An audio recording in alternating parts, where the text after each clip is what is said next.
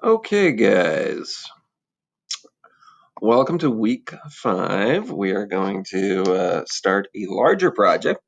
So, this is kind of your first big project. And we're going to make a piece that is inspired by something that you find while doing a little research on Southwest pottery. So, we're looking at art history here, and we're kind of starting to look at the history of pottery by looking at the history of pottery in the United States. And we're looking at Southwest pottery in particular um, because of the Native American cultures that inhabited that part and the rest of the United States before um, the Europeans came. Um, Although there are lots of other places in the United States where people have made pottery that's been significant over the course of history, we probably should start where it all started. And the reason why we look at pottery from the Southwest as opposed to, say, from the Northeast or Northwest is because they happen to have a terrific clay that's readily available to them in the Southwest. So the people that lived there could collect it and without doing very much to it at all, get it through the firing process, which made life a little easier for them because they could make tools and serving utensils and things like that. So they've had a long relationship with clay in the Southwest. Then in the 1950s, because of a woman named Maria Martinez, there was a renewed interest in collecting art and pottery in particular from this region. And so ever since then, it's been something that's been a source of income for the people who live there now. And so they've had a long relationship with that, and it goes back to their idea about respecting the environment and using what's there. If we were looking at art from Native American people from the Northwest, say, we might be looking at things that they carved from wood or totem poles, things like that, because that was the natural resource that was most available to them. But we're going to look at art from the Southwest. So, who are these people that were here before we were here? And we are looking at a map here. It's a little fuzzy, but you can see the Four Corners region, so modern day Utah, Colorado, Arizona, New Mexico, all come together. And where they come together, that spot with the four states all touching one another, this region where a lot of Native Americans still live was occupied by people who were called the Anasazi. Now, they are not necessarily using that name um, anymore to describe themselves or the people who have descended from those people, because that word came from a different language that actually referred to them as the enemy people. But if you look up Anasazi pottery, you will find lots of examples online because name changes don't happen overnight.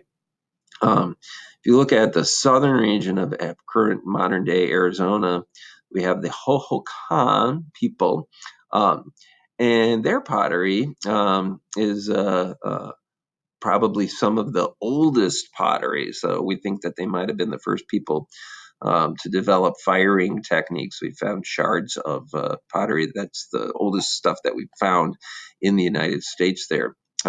They're more known for things like their architecture than their pottery, but we do have examples of their stuff that's very valuable because of its age.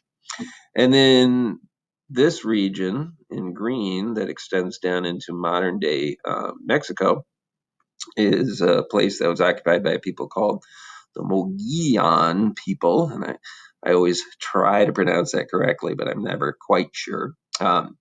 And you can see that their region extended into modern day Mexico, and so they were influenced by people who were working there that were Mesoamerican, and those people had a great interest in the ceramic arts, pottery, and pottery decoration.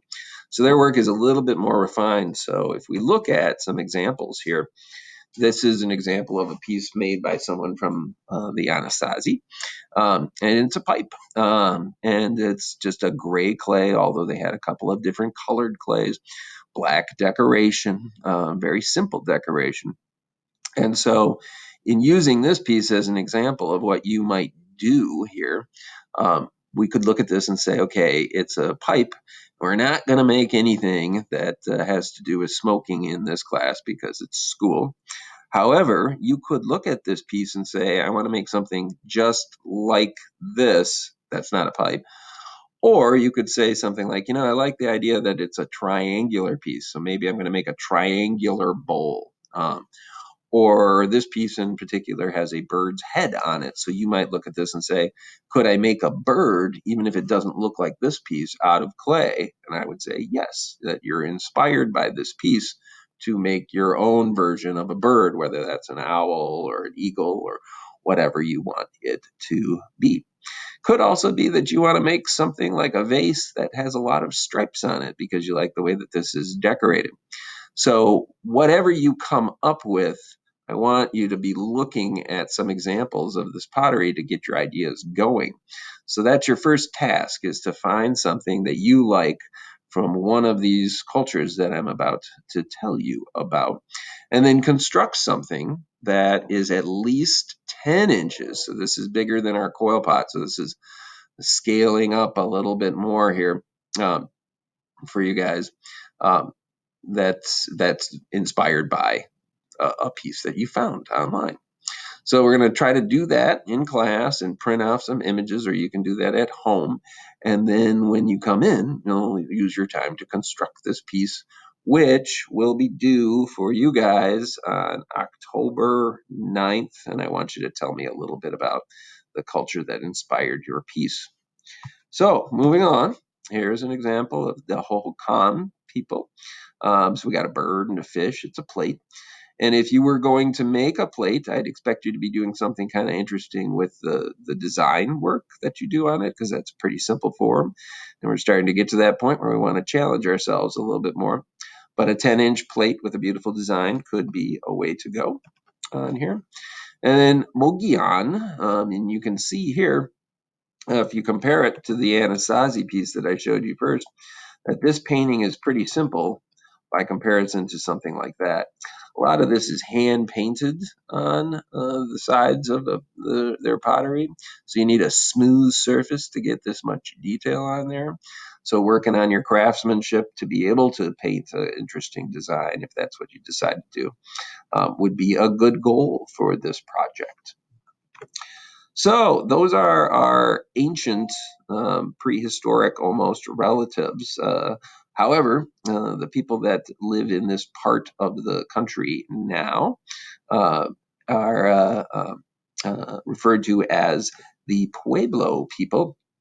And while they are Pueblo people, they represent different cultures based on what village or part of the country that they are living in there. So while we could say you're going to look at Pueblo pottery, there are almost as many styles as there are Pueblos. So I want you to dig a little deeper and not think just about Pueblo, but to look at places like the Taos Pueblo. And the Taos people are famous for their golden colored micaceous clay. Uh, so each one of these pueblos that I'm going to talk about briefly has something that makes their pottery unique.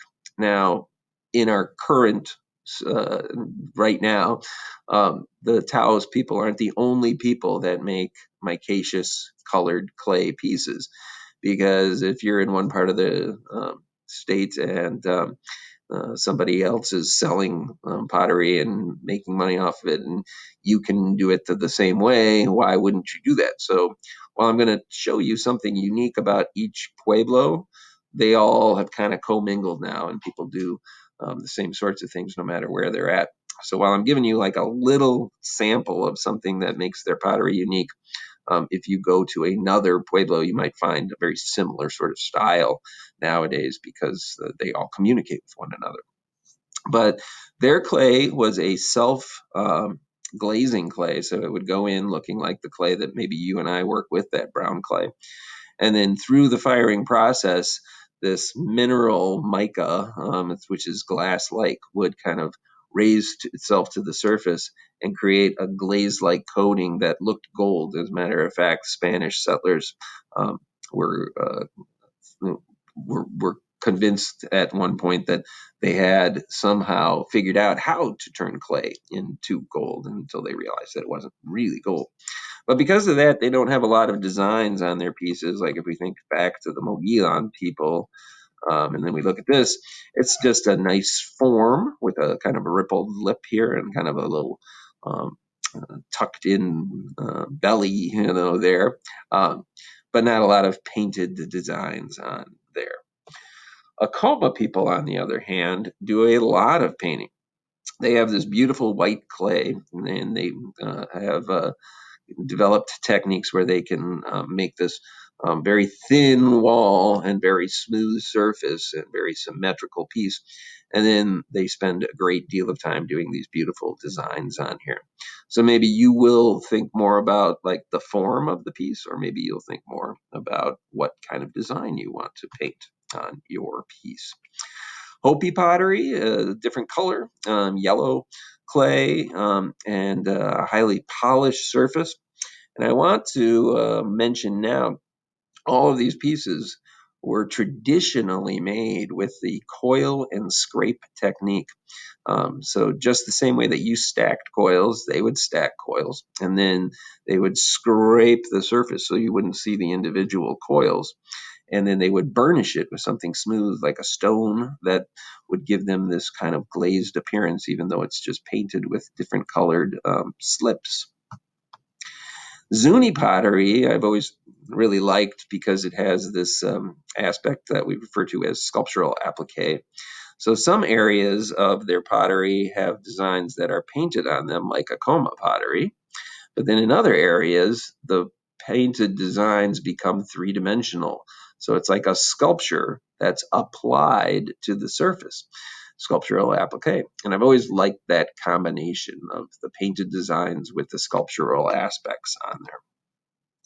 The Oke-Owingeh Pueblo is the formerly known as the San Juan Pueblo, but they're also changing their name and their identity to refer to their own language. They're famous for a style that they call the New Old Style, based on the pottery that came before them, but that they're doing it now.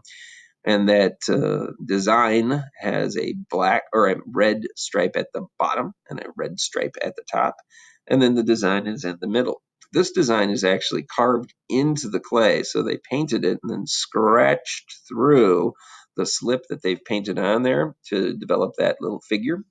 And that technique is called sgraffito, and that's something that you could try in class and see if you want to do that on your pot.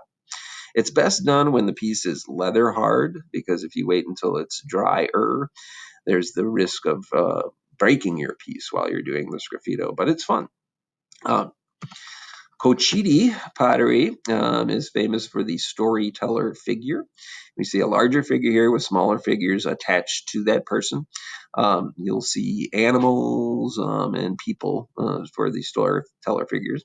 Usually they have their mouth open because they're telling the story, and it's kind of a nod to education there, or a kind of education.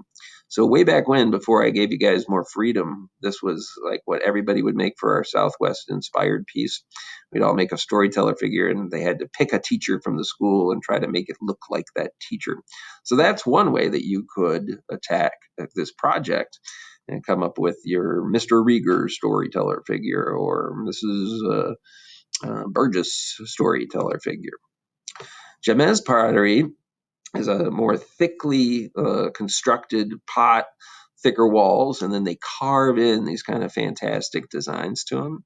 So in this case, we have that kind of swirling form. And the trick here is to not get too thin and then too thick as well, so that you don't get cracks developing in there.